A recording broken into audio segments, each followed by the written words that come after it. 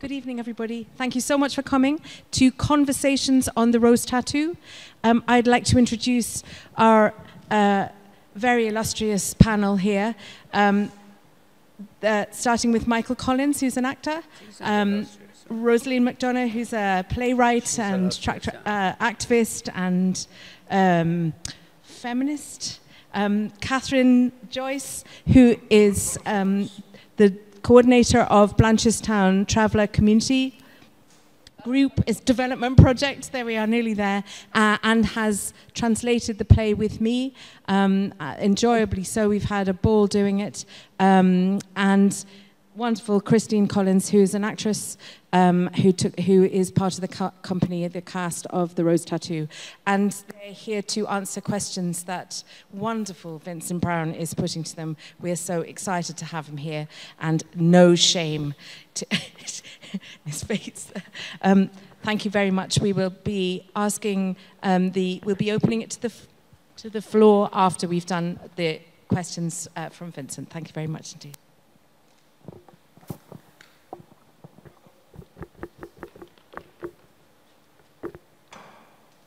It's not necessary to introduce the panel, is it? No. Okay. Catherine, how did this project related to the Rose Tattoo come about? It's about 4 years now and I was doing a piece of work up in Dublin Castle, and Vanessa came to see me up there with a youth group. I was doing something for Culture Ireland, actually, an event that was being recorded. And Vanessa came to meet me up there via Rosaleen McDonagh. She introduced us and linked the two of us up. I suppose when Vanessa came to me first, I asked why was she doing this. So I'm always very conscious about settled people when they're writing stuff about travellers, and I wanted to know if I want to be part of it or not, because I didn't want to be part of it if it was going to be just giving settled people entertainment about travel issues. When I looked at the script and read it through, I thought that it would actually sit very well within the travel community. So over Zoom, for quite a lot of the meetings, we actually translated it line by line. And obviously we have the production of it now, today. Well, it was originally written in English. I assume you mean adapted. Why did you need to adapt it? Well, first of all, it was wrote in New Orleans, so it was in the southern states of America. It was wrote by a white American man about the Italian community that was living on the outskirts of New Orleans. And I suppose it's like when settled people look into the travel community, they find things that are fascinating about them.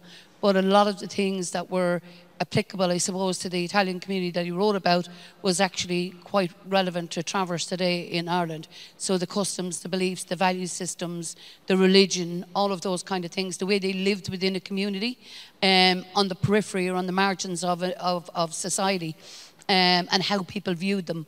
Was quite similar to the way travellers are viewed by settled people. So some of the stuff was quite easy to actually translate over into the contemporary travel context. Just before we go to the others, you were worried about settled people writing about travellers. Why was that?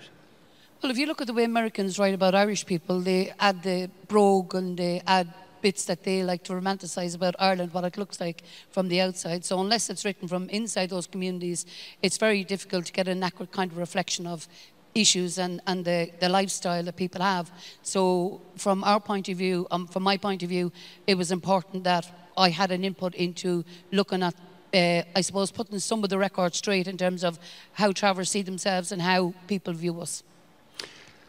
Michael, you've done several plays and, of course, a television series over the years, and you've acted as a traveller. Were you happy acting as a traveller in circumstances such as you've acted in? Well, anytime I'm working, I'm very happy, Vincent. Let it be a traveller or a settled person, but I think when I started off 30-odd years ago, it would have been very difficult for young travellers to break into the acting scene. So you were seen, I was always seen as the traveller actor. Even though I had an agent, and when I'd ring her up about, say, maybe the commitments which Christine was in as a baby, she'd say to me, "Oh no, there's no traveller parts in that." So I was actually quite segregated from the mainstream parts, and that went on for years and years. But now I think it's changing an awful lot, and there's now, thank God, that there's a group of young, very talented actors from the travelling community out there. But I still would like to see more, particularly young women, which Christine is a bit of a role model at the moment. Rosaleen, do you think that settled people have depicted travellers adequately in your experience? I have to be careful in how I answer, because when I write settled people, I'm not sure I do a good job. So I suppose when you're in the audience, you know your radar, your awareness, you know who's a traveller and who's not. That said, I think from when Michael started 30 years ago, there has been a small shift, and now settled people realize they can't do it without us anymore. And I suppose, I think, for authenticity and agency, I'd like to see more travellers, writers, directors, but then there's always room for collaboration. But once that collaboration is about equality, not about patronizing or talking. You've written several plays and some books. Did you always write about travellers, or did you write about conditions generally?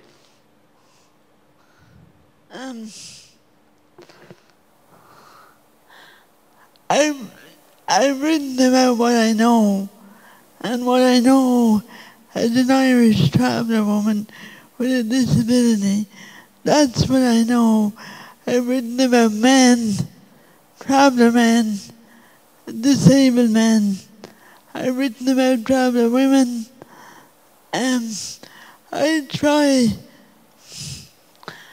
I believe travellers are starving.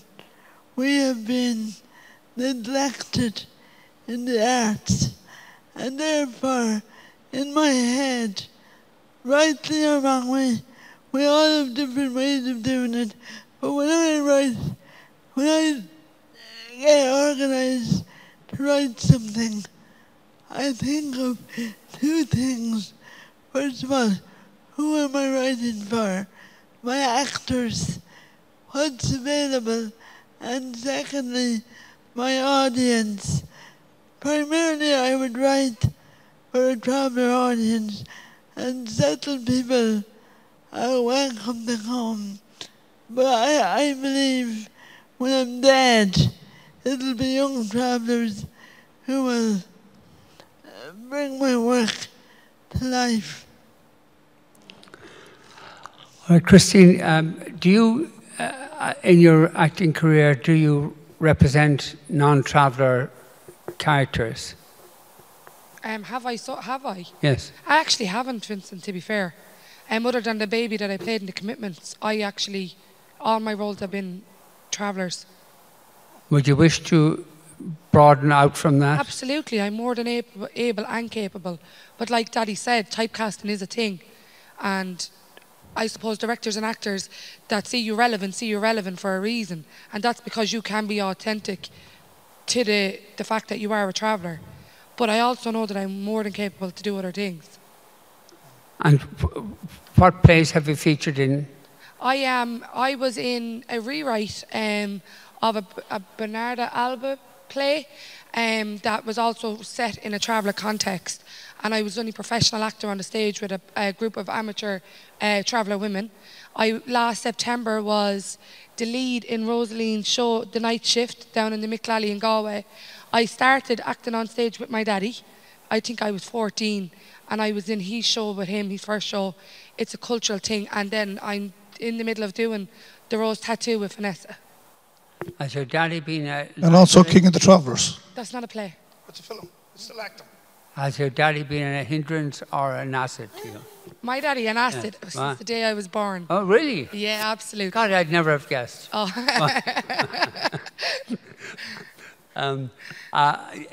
Catherine, did you ever do acting?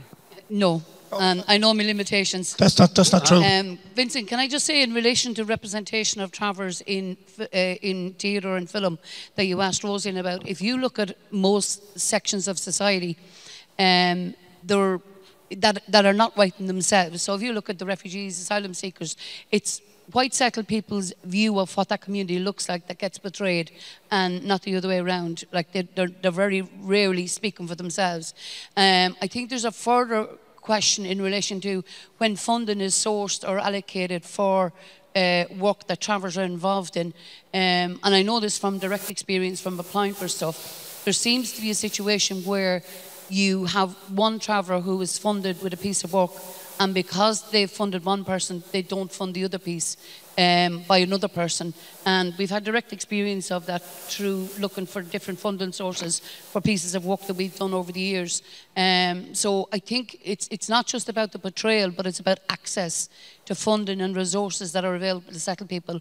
I think the other big issue is that a lot of travellers who are acting today didn't have the opportunity to go to school, to go to acting schools, to go to voice classes, language classes, all of that kind of stuff. So there's an invisible barrier there to access and to them representing either themselves or other communities. So I think those things need to be made more available to not just travellers, but other ethnic and excluded groups from the arts. Of course, several years ago, travellers had to live on the side of the road and got moved, the traveller families got moved on by Gardaí, and as a consequence of that, children couldn't get education, which was a huge problem. Yeah. And now what we have in Ireland is, because of the introduction of the 2002 trespass legislation, we have a situation where the actual state is making travellers homeless. They're actually confiscating caravans because people are camped illegally, even though there isn't enough accommodation for travellers in traveller-specific accommodation. Because if they're camped illegally on the side of the road, the guards have the powers not only to move them on, but to confiscate caravans, cars, vans, whatever they have on the road, and it's actually illegal to camp on the side of the road now, so they can face a criminal conviction. So these are the same people that don't have access to education, and it's the actual state that is causing some of these evictions. All right. I'm going to give you just a quick example of the attitude of, say, certain Irish people compared to people who wouldn't know travellers. I done an audition one time. It was an English casting director. And the director of the film is a Academy Award winning director, which we don't have that many, but I won't mention the man's name because I wouldn't bother me shite. But anyway, I done the audition for this casting director, and she brought me back, I think 3 times, and she said, I think you're absolutely wonderful. I think you're really suited for the part, and I'm going to get you to meet the director. And when I met the director, his line of question was, would you be reliable? Do you drink much? Would you turn up on time? And he asked me where did I live, and I said I was living on the Navan Road in a trailer at the time, traveller site on the Navan Road. And he goes, do you think you'll be there long, or do you think you might get evicted? These were the lines of questions that I was asked by this Academy Award winning director, who actually was a very good friend of mine. A very good friend of mine is Mick Rafferty, who you'd know yourself. And I rang Ronan Smith, whose father used to run the Gaiety Theatre. And he asked me how they get, because he helped me with the audition. And I said, well, he asked me a couple of strange questions. And I told him what the questions were. And he says, absolutely ridiculous. He says, them questions, he said, should never be asked. And I didn't get the part because he knew I was a traveller. Does the fact that you've featured for so many years in Glenroe and have featured in other productions elsewhere, has that helped you to avoid the effects of discrimination against travellers, or has it done the reverse? I think by me getting the part in Glenroe, it done two things for me. One is it stopped getting work because I was already typecasted. But at that time, we'd only two channels, RT1 and RT2 on the television at the time. And even though we only worked a couple of months of the year, people wouldn't put you in anything else because you were so well known. And there was another actor called Liam Heffernan, who was a brilliant actor. And I think it almost destroyed him, and he wasn't even a traveller. He just played the traveller. But the other thing what it done for me was, when I met people around the country, they were saying, you know, you never bring us inside your trailer. You never bring us inside the trailer. So we don't know what it's like inside. And we don't really hear the story about travellers. And then that started me off on the journey of writing my own stuff. And that was one of the things I always remember, was inviting both travellers and settled people into our community and telling our stories. And that's where Rosaleen came from, and James over there was a lovely young actor, and Christine. And I think that's where all that came from. So once we all started writing, Rosaleen was writing, I was writing, John Connors was writing, Thomas Connors. So we've a couple of people that came from that, you know, from that type of situation. So it was kind of a good thing and a bad thing, but I don't regret any of it, to be honest with you. One of the reasons for discrimination against travellers, I've felt, has been that what you call settled community have never met travellers, never spoken to them, never socialised with them. Have you tried to overcome that barrier? What was the question again? I was observing that one of the problems I think about settled people's attitudes to travellers is because they've never met travellers. Right, okay. They've never socialised with them, conversed with them, or whatever. Have you, in your experience, insofar as you know and socialise with people in the settled community, as you call it, has that eased discrimination in your view? Well, to be honest, I've never ever had a problem with, I would say, directors or actors that I've worked with, in the sense of that type of a barrier between us, because I think when you're doing a show, you're in with the group, you're part of the family, and if you're performing, and people enjoy each other's company. And I don't think I ever had a problem with working with people. And I think one of the reasons, like every show that I wrote, which I wrote about, I think about 6 at the moment, I always based them in the travelling community. It's just something I do. I like doing it. And I think Magpies and the Pylon would have been a great example where I would have based a show in the travelling community. And then when the audience come in 10 minutes into the show, they forget it's about travellers. It's about somebody who lost a child through suicide. And I think when it comes to discrimination, or comes to any of the issues that affect travellers, people think that the issues that affect travellers don't affect settled people. They're the same issues. Unemployment, trying to find work, trying to rear children, trying to get them married, trying to get happy, trying to pay a mortgage. It's all the same story. But for most people in, as you call it, the settled community, they don't carry, in addition to those difficulties, the stigma that travellers carry, which is a huge problem. Yeah, but I understand that, but I think there's a great fascination, and to me, I think there should be a program, a drama program in RT with a traveller family, you know, a traveller storyline in some kind of a film or something, or a series, because I always find that people are fascinated. People in Ireland are fascinated when it comes to the travelling community. They want to learn about them, they want to know about them, they want to hear about them. And I think there's a huge opportunity out there to, and I think Rosaleen is writing something at the moment, aren't you, Rosaleen? I'm not allowed to talk about it. She's not allowed to talk about it. She's a clause in the contract. But there is an opportunity. We won't tell anyone, Rosaleen. Vincent, can I just... No, but just to add with Michael, I still think travellers want more. We want to see ourselves through our own lens, not through the lens of a settled director or funder. Also, Vincent, I hope I think you asked Christine about her work, and I feel when we talk about representation, I feel I can't talk for anyone else, but I have a responsibility to create roles and characters for travellers, in particular traveller women.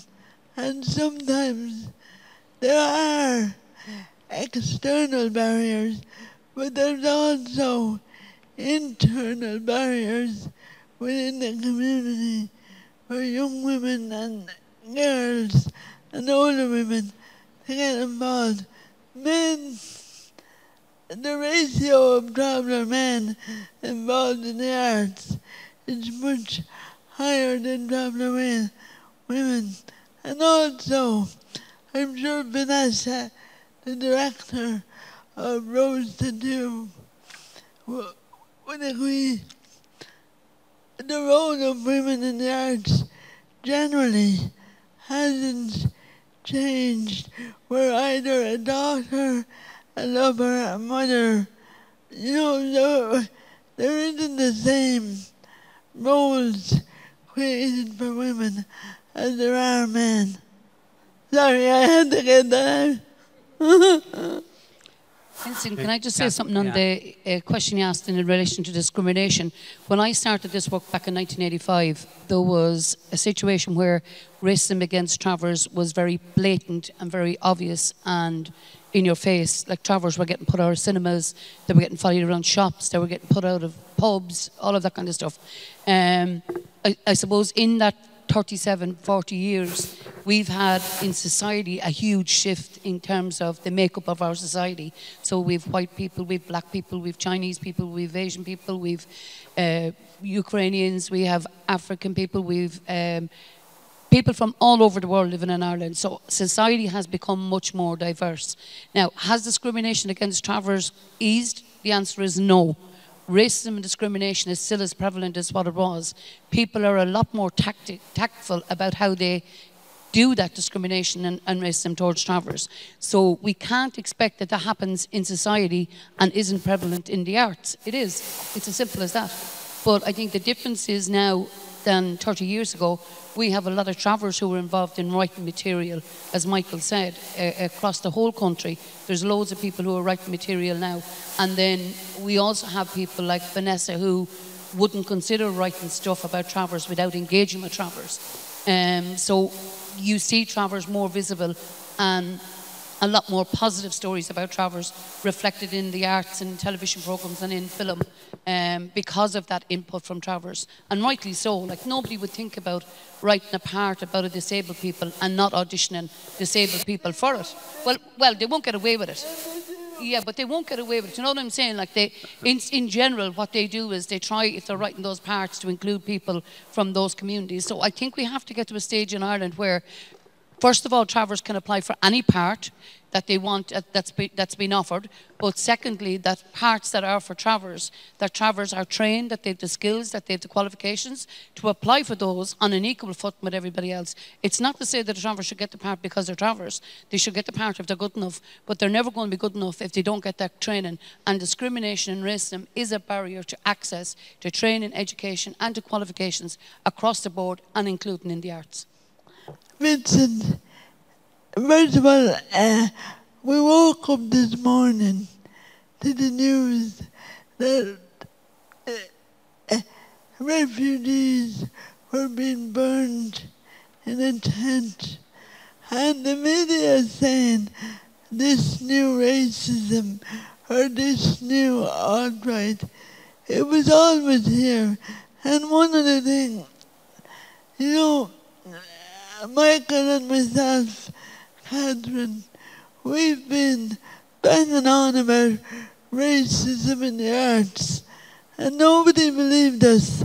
And last February, was it February or March, when the play Octroom, which had 18 black actors, Irish, white, settled judges, gave the nominations to 2 white actors. And everybody went up in arms. Oh, what are we going to do? And there's all kind of inclusion and diverse strategies. But you have to understand the arts and those people who are in it think they're liberal. But it's one of the most elitist sectors there is. It's a very closed shop. It's a very male shop, and it's extremely middle class. They might say they've no money, but they come from money. So you don't hear many working class accents. You don't hear many traveller accents. No, it's a very closed shop, and racism, I would say, is rife in the arts. Yeah. Christina, you want to get in there? Do you want me to give my opinion on this? Yeah.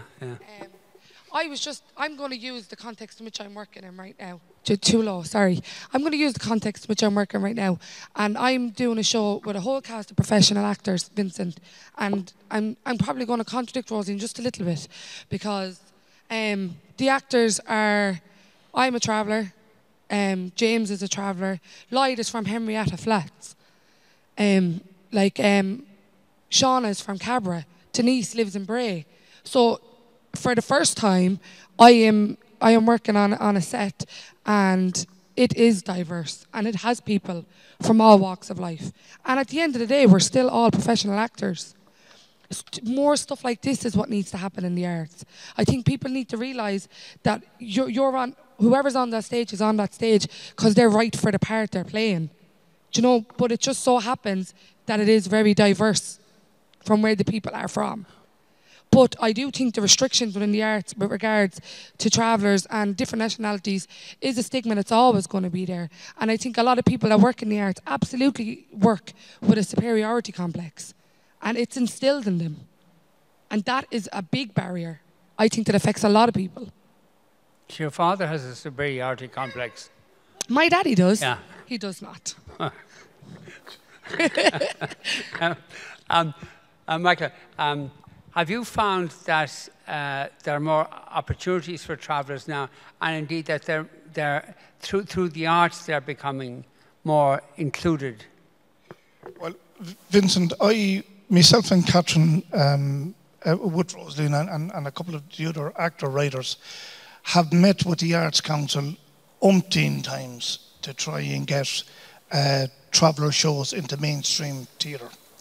And it's so difficult to get funding just to do that. Like, I remember looking for a producer. Mick Lally came to see, the Lord of Mercy, came to see a cultural thing in the Teachers Club a number of years ago. Are we alarm gone off there somewhere? It's my phone.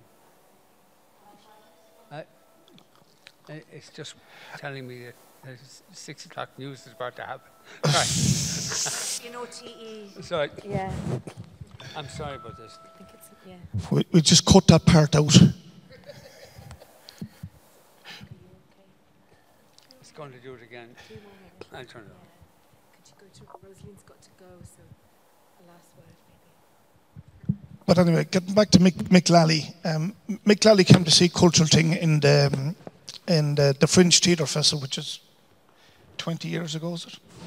And we got 5 stars in the Irish Times because it was such a... The play was absolutely brilliant at the time, and it was one of those raw, revolutionary type plays. And the person who actually wrote the the review actually got the show, which was brilliant at the time. And I remember Mick saying, look, I'm going to give you a name of a producer, and I'll see can I get you on the road. And the first question that the producer asked me when I actually met him was, how do we get a traveller audience in to see the show? And I just looked at him and said, but this is not for a traveller audience, it's for an audience. That's the attitude that we have to fight against. And then trying to get the funding from the Arts Council, which we tried 20 times. Did we get them? Just didn't see it. They didn't see that we needed the funding. They didn't realise what the show meant. So one time myself and Christine and Jimbo took it on, and we went on the road ourselves. And we went right around the country, and everybody that came to see the show loved it. And the only ones that missed out on it was the Arts Council, because we couldn't get the funding. That's what you're up against. So have things changed? Yeah, I mean, I think what I would consider the greatest change since I started 1986 or 87. 1987 was my first professional job. I think that the people that are out there now are a crowd of us. The likes of Rosaleen, young James, Christine, all these young actors coming up and young writers. I think to me that's the biggest change, and I'd be happy enough with that. But I think it needs to improve. It needs to get better. Christine, do you find in your acting life and that there's still discrimination against travellers? I've had this question about 5 times in the last 2 weeks, have I? But absolutely is the answer to the question. Can you hear me properly on this mic? Yeah. I mean, racism is a prevalent thing in general for travellers. I suppose when people know that you're a traveller and you're doing something, it's even more prevalent. So absolutely is the answer to that, Vincent. But I would be I would have been reared by, obviously, a traveller activist, a man who is a traveller actor and a traveller activist. So I was always taught to be very proud about who I was and where I come from. It's never something I hid. I never tend or whatever dream of hiding who I am. I'm very proud of my culture and my heritage. So I think if people are judging me on who I am and not what I'm able to do, then I don't think I want to work with them anyway. Have you ever been refused entry into a club or a pub or I have, absolutely. Normally when I'm with my daddy. Well, I understand that. But, here comes Michael Collins again. So me and Daddy were actually at the premiere of The King of the Travellers, and we had left with the cast and a couple of friends of Daddy's who would be high-profile musicians and actors in the country. And we walked around the corner from the Irish Film Institute, and we went into a bar. And the man says to me and Daddy, "Not tonight." And Daddy said, "Excuse me?" I'm sorry. He said to Daddy, and me and Daddy walked in together, and the barman said, "Not tonight." And this Irish musician says, "Do you know who he fucking is?" And he says, "Yes." He says, "Fucking Michael Collins." And he says, "I know who he is, not tonight." And your man now that was with us got quite riled up, and he's a very placid human, is the truth. Extremely placid. And Daddy says, "Leave it. I don't need to beg for a drink. You go somewhere else." And we did. We went to the Heart Bar, yeah. And they gave us the whole room upstairs. Yeah, absolutely. Yeah. Vincent, could we go back to this production of the Rose Tattoo? I'm a great fan of Tennessee Williams and sorry, man. No, over near me. Never enough. Never enough. No, I meant the Rose Tattoo production and the role of women and women's sexuality in a traveller context. And I suppose Catherine, you might help, and Christine. I'm only talking as a daughter, as a sister, as a lover, as all those things. And I would say Irish women, settled Irish women, are not doing what their mammies did 10 years ago. Neither are traveller women. culture evolves, and traveller women's sexuality has always been viewed as exotic and, a taboo. There are more and more travellers, men and women, who are in love marriages rather than match marriages. There are more and more traveller men and women who are in same-sex relationships. There are more and more traveller women and traveller men married to non-travellers or in relationships with non-travellers. So I would say, first of all, Catherine Joyce said it very good on the radio on Arena the other night. She talked about diversity within the community. Some people abide by archaic, traditional, subservient roles because they've no choice. Other women and men decide, I'm not playing that game. I'll decide my own version of what it is to be a traveller in contemporary Ireland. But more and more, Vincent, traveller women are taking control of their own sexuality, their own agencies, and they're making all kinds of choices. I think it was very brave of Catherine and Vanessa. And I'd like to ask Catherine, how did she sit down and work it out with Vanessa? Because I know I'm afraid of writing intimacy and sexuality around traveller issues, because I know in my family they're quite traditional. And yeah, I'm not traditional. So I'm just wondering, how did both you and Vanessa have that conversation within the context of the Rosa too? And also around the whole idea of adaptation. Was there much? People think adaptation is about language. I think that's only one element. There's also the traveller aesthetic, traveller culture. But talk about sex first, and then I'll go. Yeah, no, it was a difficult one. I mean, first of all, I think the restrictions that were on us was very difficult because the Tennessee Williams estate had quite a stringent set of rules that we had to abide by. So there were certain things that couldn't be done. And then obviously with the work that we did do on it, it was about trying to look at, and I suppose from my point of view, it was about trying to get travellers who come to see this show to look at themselves a little bit and maybe examine their attitudes towards the restrictions that we place on women in particular in the traveller community. And Paddy Kelly said it to me in a text message, I suppose, that he could see why some people coming to this show might be upset at the portrayal of traveller women within the context of the show. But I think it's a little bit about examining our own norms within the traveller community that we have become complacent about accepting, that young men who are 17 years of age have more rights over women who are 17 years of age and don't need a chaperone when they're going to the pictures or wherever they're going. And it was a little bit about, I suppose, poking at that within the play in a respectful way, because it's not about condemning travellers who have those traditional views or ways of thinking, and it does serve a purpose within some families within the traveller community.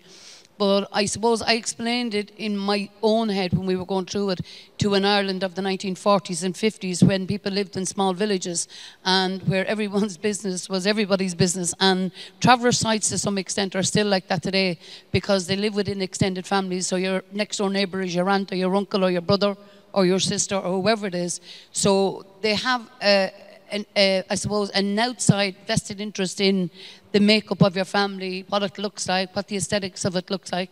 But also, there is a lot of things that are actually positive about it, because when families are in crisis, the extended families kick in and they look after each other and all of that kind of stuff. So I suppose for travellers coming, it was a bit about examining that and looking at that and giving a bit of thought to what they might be challenged in terms of the actual play itself that we see on stage. And then for settled people coming, it was about setting the record straight in some wishes. Something. Yeah, if you don't mind, Vincent. No, just in terms of the rose tattoo is a very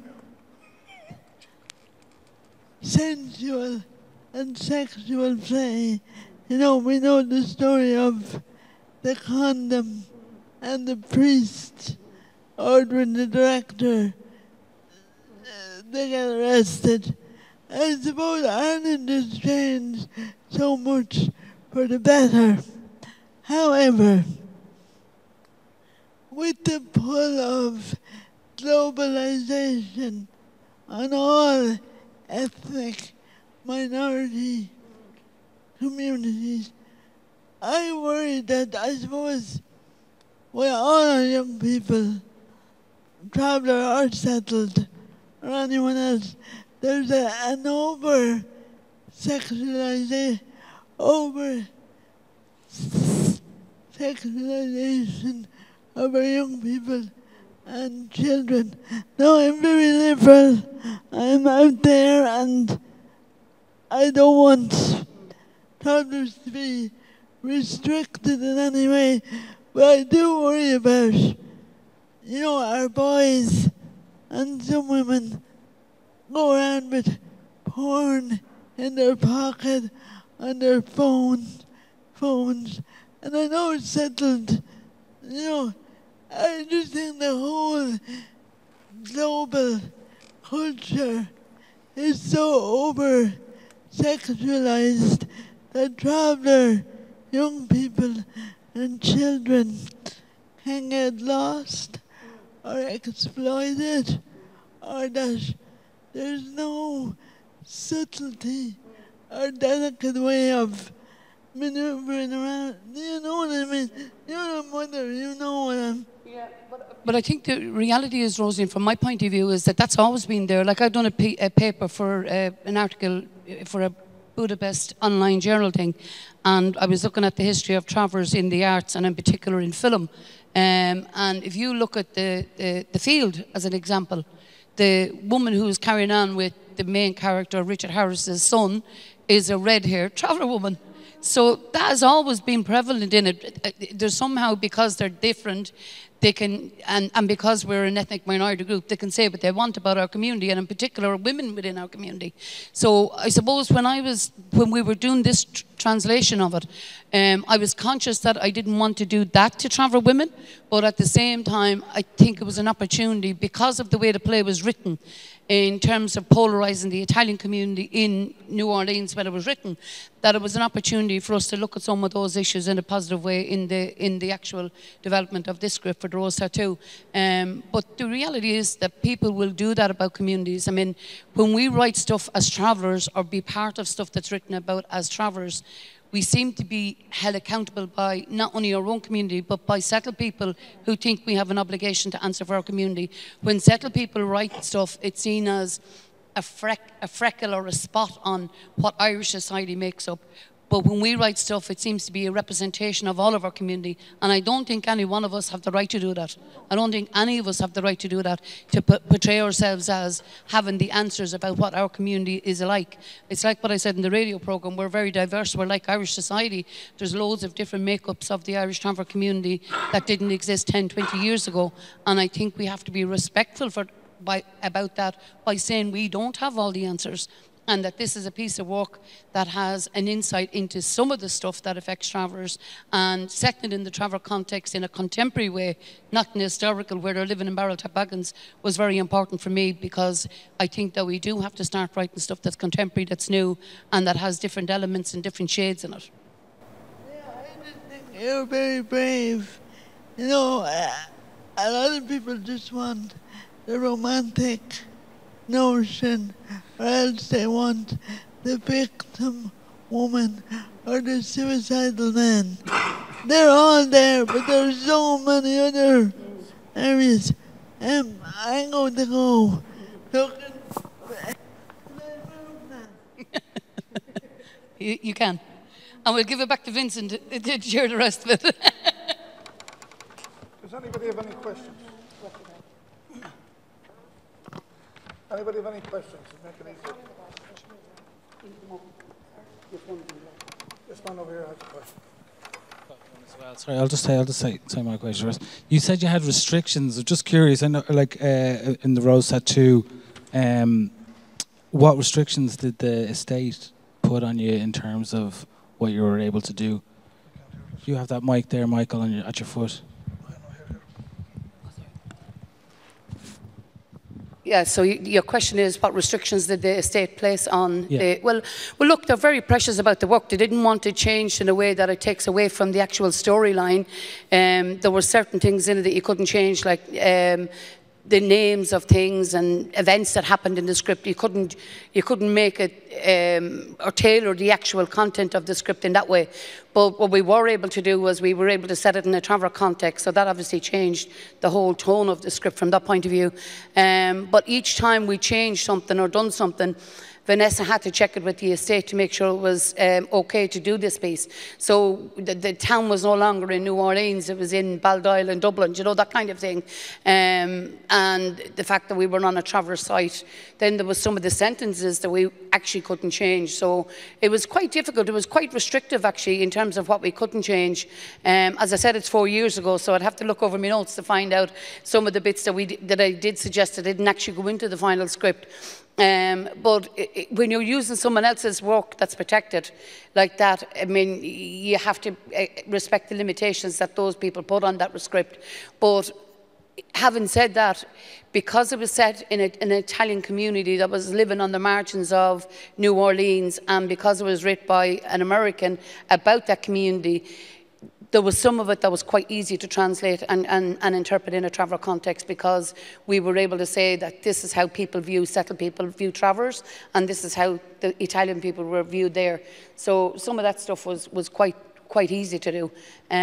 But I think from the important piece of it that I would take is that any play that's out there in wider society could be interpreted into a traveller context or translated into a traveller context. As Christine mentioned, we done it with I was involved in doing it with a play previous, The House of Bernarda Alba, which was an actual old Spanish play that was translated into English and then into a traveller context. So what I would like to think is that people will look at the ways in which they can do that. But I think people who are writing today maybe should be, and including travellers and settled people, but they should be looking at ways of engaging travellers and putting travellers into the narrative. We've only recently been successful in getting the Department of Education and the National Curriculum Assessment Board to insert bits of traveller culture into the mainstream curriculum for primary and secondary schools. So I think art has to do that as well in a positive way, and not in the past the way we've seen it where it's been used really negative against travellers. Michael talked about Glenroe and his positive experience in Glenroe, but he only got into that show after traveller projects wrote to them about using the word knacker on the programme. And it was as a result of that dialogue with RTE that they actually said that they're going to write the traveller family into it. And then Michael and Liam Heffernan were the two characters who were in there. So those things came out of a negative. And then as a result of that led on to, and I think Michael might underestimate the impact that he has had on younger travellers and travellers who are writing today, because he was one of the first that we know of who was actually a traveller who came out and said that they were a traveller that was actually involved in mainstream film, mainstream theatre, and actually involved in teaching and writing drama as well. So that has led the way or paved the way for some of the people that we see today on our screens and in our theatres, like Christine and James and others. I don't know if you want to add to that. One of the most serious features of traveller life now is the huge incidence of suicide in the traveller community. What do you think is the cause of that? I'll start, and then Michael might talk about why he wrote the play in relation to Magpies and the Pylon. But I mean, the reality is, Vincent, if we look at marginalised Indigenous communities across the globe, the Native American Indians, the Aborigines, the Maoris in New Zealand, you look at any marginalised Indigenous ethnic minority group, or you don't have to be the minority, it can be the majority group in some places. Those people all suffer very similar social determinants as that we do as Irish travellers. And our lived experience of exclusion and racism has contributed to that. Alcohol abuse, suicide in the traveller community 7 times the national average, the amount of illegal drug taken and prescribed drugs that are going on among the traveller community have all led to that. But I think the fundamental thing is the discrimination and racism that affect our community and other marginalised groups around the world have had a major impact on the mental health of travellers and other minority groups, and that has, not only do I think it, but it has actually been proven to be an impact on the rates of suicide within the traveller community. Michael? I wrote a play called Magpies and the Pylon, which is based in the travelling community, and it's also about a family who loses a child through suicide. And one of the reasons why I wrote the play, because I wrote a couple of shows, I had, every so often with writers, you have a mental block, because you're trying to think of something new to do, and you're trying to move on. You don't want to do the same thing again. But I remember me and Catherine driving up along the road, and I said, I wonder what could the next show be about? And then she said, why don't you do it about suicide? And I said, why? She said, because the suicide rate in the travelling community is 7 times higher than that of the average of settled people. And I said, well, geez, that's high. So I decided to write the show. And one of the most interesting things about the show, like I said earlier on, I deliberately base all my stories within the travelling community, because I trying to promote or get people to come and learn about travellers, or to talk about travellers and to meet travellers. And one of the interesting things, I think it's probably one of the greatest compliments I ever got, was when you do the show and you go to the foyer and there'd be people standing around, and a person said to me, she said, even though, she said, I was coming to expect to see a show about travellers, she said 10 minutes into the show, she said it wasn't about travellers. It was about a family losing a child through suicide. And to me, that was a great compliment. I said, well, I know you don't, but I said, thanks very much, but that's actually a compliment. And even though the suicide rate was high within the travelling community, and I know you're saying, what's the reason for it? From my experience and talking to both travellers and settled people, there is no one reason. Like, I know, like, in the travelling community, you have the whole thing around discrimination and racism and push to the margins of our society, and that probably has a connection to it. It has something got to do with it. But to me, I couldn't find one answer. I mean, it can be a number of different. It could be your sexuality, it could be social media, it could be unemployment, it could be discrimination. It's a number of different things that drive people to that age. But what we actually don't really even think about, haven't talked about for years, it's the whole thing around mental health. And particularly with young travellers now, even myself and yourself and Paddy was talking earlier on about the big traveller sites. The young fellas don't seem to have any motivation to do anything. They're afraid to go. They're afraid to go out and try and find a bit of work, because once they find out that they're members of the travelling community, you get treated differently. You get pushed aside, and sometimes you get sacked. So it all leads into that discussion that mental health is a big, big issue. Plus drink, drugs, all that plays a part in it. Christine, have you any friend of yours died by suicide? Yes, my best friend killed herself 4 years ago on 15th of June. She was 23 years of age. She's my mother's niece. And why do you think she died by suicide? I know why she died by suicide, Vincent, but I suppose the thing about being a traveller and being a traveller woman is your life comes with these stigmas and these expectations, and when you refrain to conform, it can have an awful impact on your mental health. And I suppose she wasn't strong enough to push through it at the time. I mean, it's something that it took me years to even deal with, is the truth. I think I had a mental breakdown myself after it.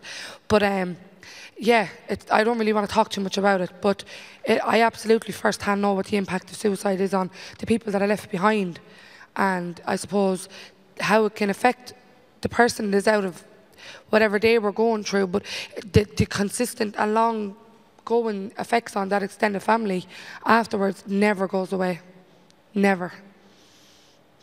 And the mental health and services in this country are a shambles for travellers and non-travellers, is the truth. But I suppose one cannot explain the impact of suicide on everybody, but I know how it affected, I suppose, myself. Just in relation to the effects of it, Vincent, they say in settled society that 20 people are affected by one suicide. In the traveller community, that's about 200 people, because they're all related in some way, shape or form. Because of nomadism, they might have been travelling with those families and they know of them families. And we have families within our community where they have 5 and 6 and 7 and 8 members of their extended family that have actually died by suicide.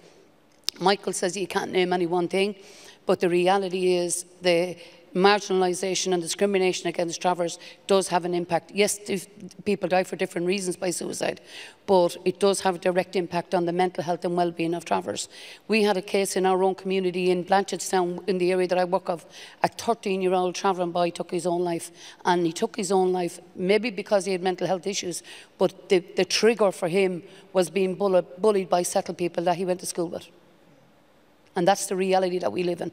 Because he was a traveller, because he was recently housed in a settled people's house in the state, he was at the blatant end of racism and discrimination by being bullied because he was a traveller. 13. Does anybody have a question or make a comment? Yeah. Hi, Michael. Hi. Just wanted to ask you, it's Glenroe that brings me here. I just met your daughter there a while ago. I didn't recognise her for being in Glenroe many years ago as well. She had red hair, of course, that time. Just in the 1990s, Michael, Glenroe brought in, like, you know, the travellers, like, you know, to in the storylines.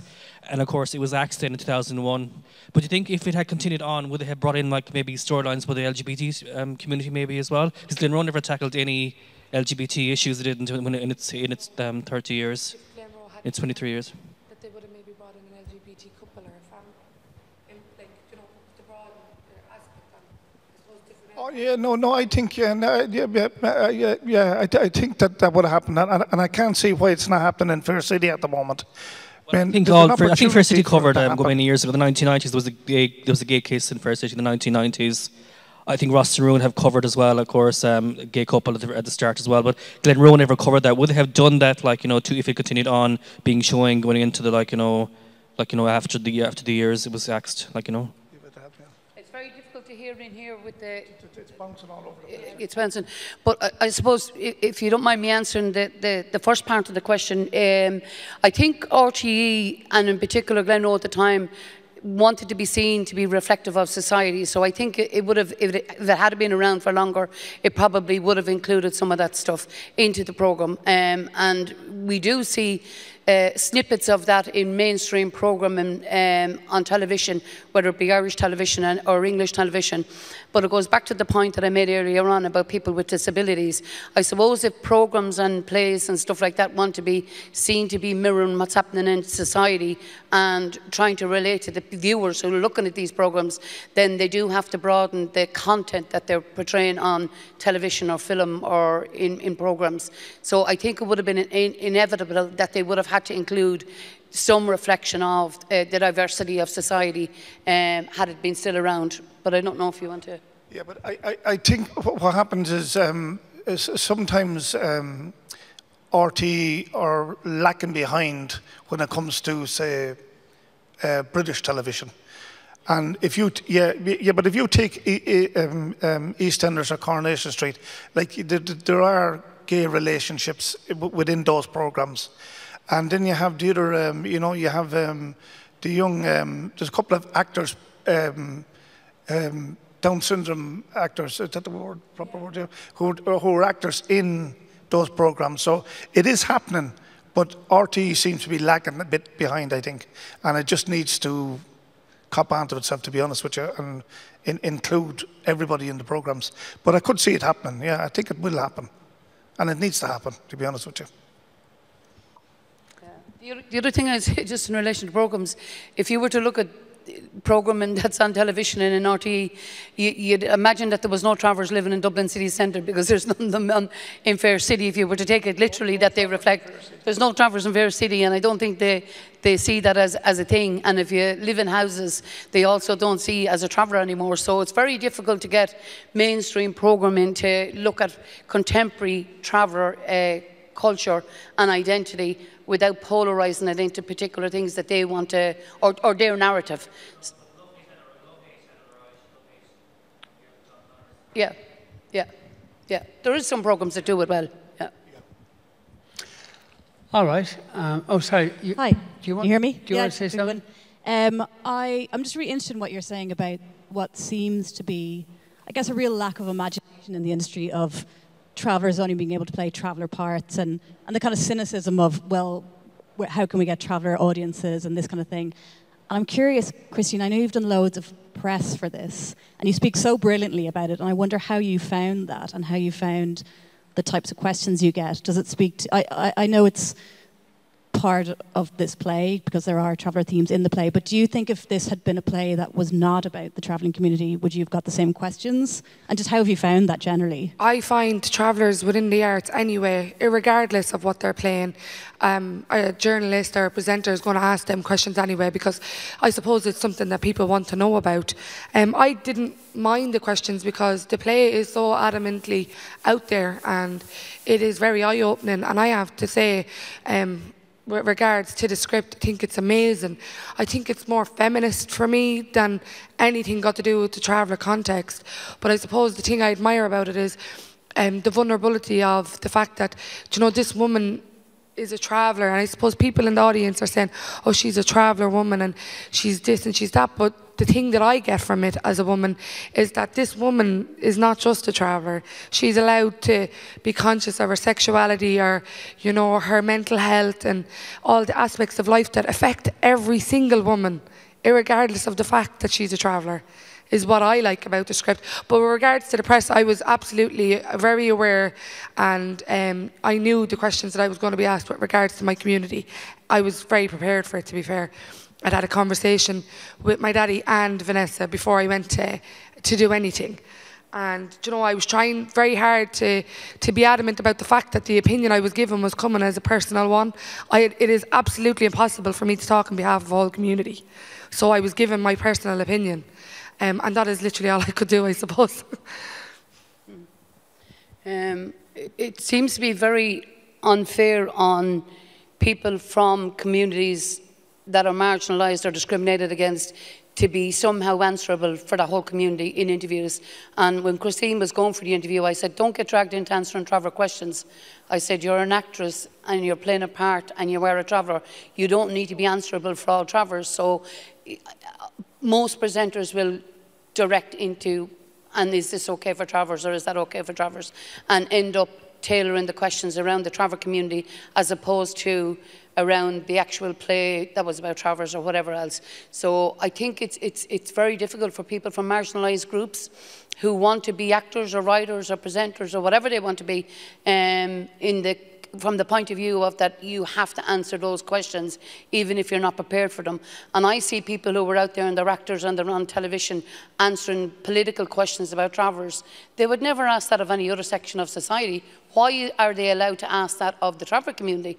And I would say to travellers out there, there are travellers who are activists and actors, but you don't have to be an activist because you're an actor or you're in the public eye. So if you don't feel like answering a question, you should be well within your right to say, I'm not that person. Go to ITM, go to Pavy Point, go to wherever and ask those questions of those people. So I think it's very important that members of the traveller community who are in the arts, in whatever element it is, whether it's theatre, film, plays, writing, directing, or whatever it is, that they have that right to say that I am not a representative of my community, even though I live in that community. And unfortunately, a lot of people who are presenting, and even people who cover articles in the papers about travellers, seem to think that they can polarise and generalise about the traveller community because of a glimpse into the community through a piece of work like a film or a play, and they can't. And pieces of work that I do are never going to be a reflection of the whole community because we're so diverse, and as I said earlier on, we cannot be seen as individuals to represent the whole community. We can represent policy, we can represent issues, we can represent that, but we're not answerable or accountable for our whole communities, nor should we be. You're absolutely right. All right, I think that's it. Thank you very much. Okay, thank you.